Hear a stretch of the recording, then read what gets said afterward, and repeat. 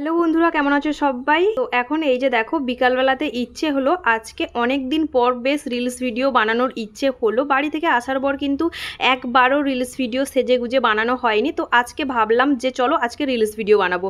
তো এই যে এখন এই যে দেখো আলমারিটা খুলে ফেললাম, তো ভাবছি আজকে শাড়ি পরেই রিলস ভিডিও বানাবো।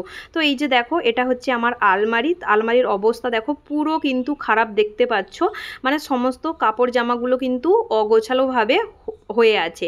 বাড়ি যখন গেছিলাম তখন কিন্তু এইভাবে গুছিয়ে মানে খুব একটা ভালোভাবে গুছিয়ে যেতে পারিনি। মোটামুটি করে এইভাবে যেগুলো নেওয়ার ছিল ওইগুলো নিয়ে কোনো রকমভাবে মানে ঢুকিয়ে মুকিয়ে চলে গেছিলাম। তো এগুলোকে আবার ঠিকঠাক করে রাখতে হবে। তো এই যে দেখো এই শাড়িটা পরে ভাবছি ভিডিও বানাবো। তো চলো এখন শাড়িটা পরে রেডি হই, তারপরে তোমাদের সাথে ফাইনাল লুকটা শেয়ার করব। এই যে দেখো শাড়িটার সঙ্গে পরবো বলে এখন এইগুলো বের করেছি।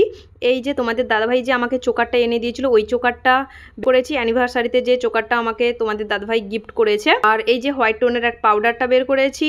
আর এইদিকে দেখো যেগুলো যেগুলো সাজবো বলে বের করেছি, টিপ পাতা, পোলা, আর এইদিকে দেখো সিঁদুর, এই যে পোলাটা পরবো বলে বের করেছি। আর এই যে দেখো সিঁদুর, মাস্কারা, লিপস্টিক, কাজল, আর এই দেখো এই দুলটা পরবো।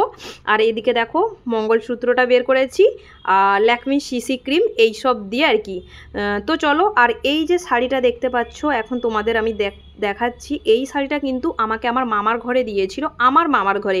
যখন আমি বিয়ের পর প্রথমবার আমার মামার ঘরে গেছিলাম তখন কিন্তু এই শাড়িটা আমাকে দিয়েছিল আমার মামার ঘর থেকে। তো চলো এখন আমি শাড়িটা পরে রেডি হয়ে যাই, দিলে তারপরে দেখা হচ্ছে। তো এই যে দেখো এটাই হচ্ছে আমার ফাইনাল লুক। কেমন লাগছে অবশ্যই কিন্তু কমেন্ট করে জানিও। তো এখন আমি কটা রিলস ভিডিও বানাবো, আর তোমাদের দাদাভাই ডিউটিতে যাবে বলে কিন্তু রেডিও হয়ে পড়েছে। তোমাদের দাদাভাই 2-3টে মতো ভিডিও আর ফটো তুলে দিয়ে কিন্তু চলে যাবে ওর ডিউটিতে। তারপরে এখানে একটা দিদিভাইয়ের মেয়ে আছে, ওই কিন্তু আমাকে বেশিরভাগ সময় ভিডিও বানিয়ে দেয়।